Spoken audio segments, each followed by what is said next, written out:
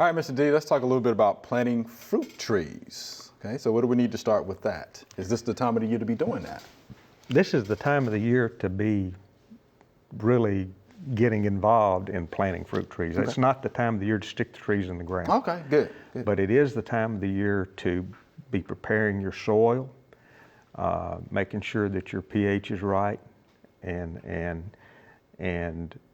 choosing the varieties that you're going to plant, and choosing, whether, doing research on figuring out whether or not that you need pollinators, figuring out how many you need, to feed a family of 5 or Sure. whatever, or depending on what you want to do with them. Going out and choosing the site, and now is the time to do that. You can do some site prep. Burn down, you can control some weeds and grasses, go ahead and get it ready to do that.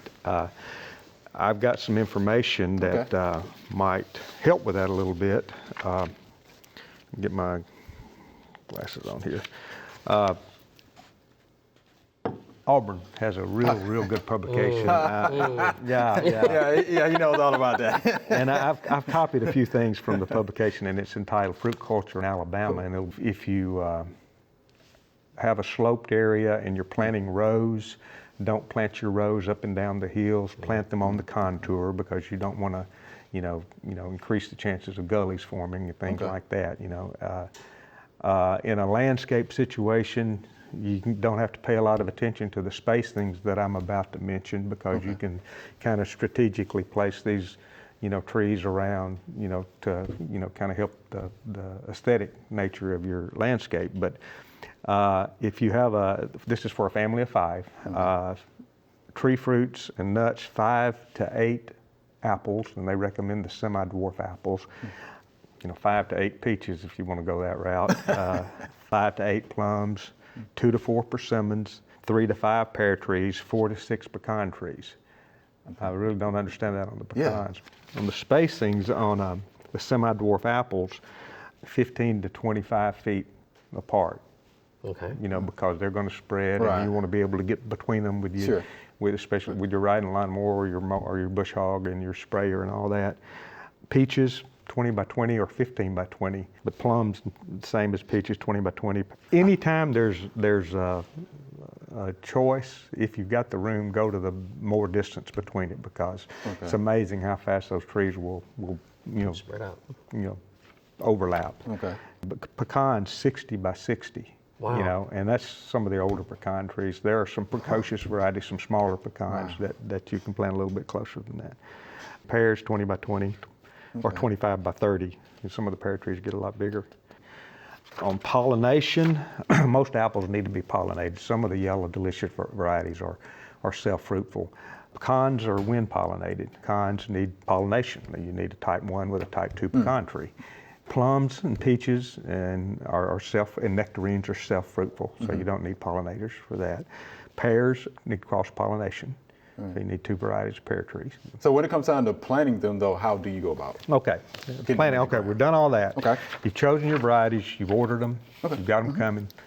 And the smaller plants you can get, the better off you are, in my opinion. 2-year-old plants are plenty big. So go out, you want to dig a planting hole. If you've got bare root plants, it doesn't have to be that big a hole. It doesn't need to be that deep. But the most important thing when you're planting any fruit tree is that you make sure that you plant it no deeper than the depth that it grew in the nursery. And if it's a grafted plant, usually you got 2 or 3 inches of rootstock visible above the ground. And you can see where the graft, took and came out. You don't want to cover that up, because if you plant it too deep, it'll die. I mean, it will not that it won't do well, it'll die, because the above ground portion of a plant is supposed to stay above ground. Don't mulch it, don't pile mulch up against it. The above ground portion of a hardwood plant is supposed to stay above ground. It needs air. And if you put it below the ground, it will die. And I can't repeat that enough. If you do not use a post hole digger to dig a planting hole for a tree, I don't care if it's a little bitty tree, do not use a post hole digger, because you're going to be you're going to want to dig it deeper than it needs to be dug. Right. Use a shovel. Uh-oh. Like Peter, like a dirty shovel. knew that was coming. Use a shovel.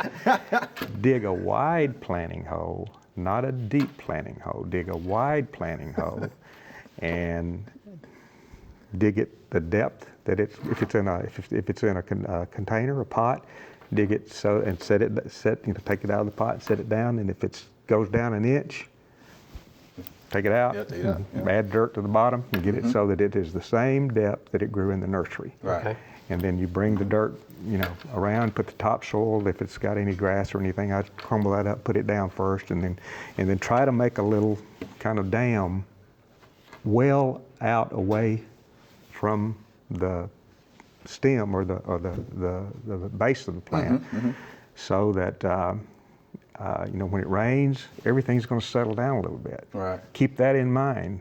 And if you dug it way too deep, and then you had to add a lot of soil in the bottom, that's going to settle down, and then it's going to wash in on it again. So keep that in mind. You'll actually want it up a little higher if you have a lot of loose soil in the bottom of your planting hole. Right. And put the native soil back in the hole, right? Because it doesn't have to be amended. That's right. It doesn't have to be amended. I mean, just put the native soil right back in the hole. But do that, and you don't have to stake it. If the plant is, if it's a peach, plum, or a nectarine, cut them off at 20 to 25 inches. If it's an apple or pear, it would be 25 inches. All you're doing is you're telling that plant where the first limbs, you want them to come out. Okay.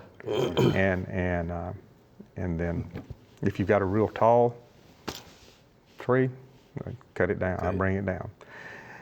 Let me ask you this though: how do you pick the right tree for your area, for your landscape?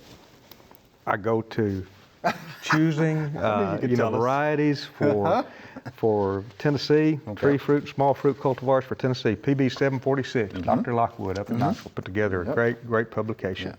And in it, he's got peaches, the varieties that are good for Tennessee, and there's a bunch of them.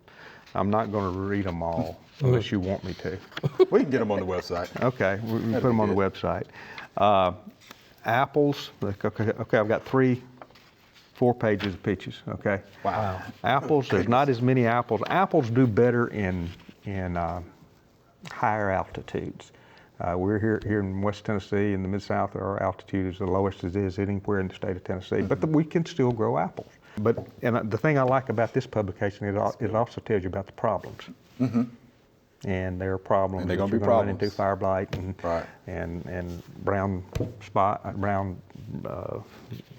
brown rot in peaches, plums, and nectarines. There's one section in the apples that has disease-resistant apples. Good. And in a home situation, I would probably recommend that. And keep in mind, resistance is resistance. Resistance is not proof. But this publication will tell you what varieties that have proven that will work in Tennessee. So, Mr. D, when do we plant fruit trees? Late winter, late February, early March is the best time, in my opinion, to put them in the ground. All right. That's an opinion I'd listen to. I would too. Thank you much, Mr. D. Appreciate that. Thank you.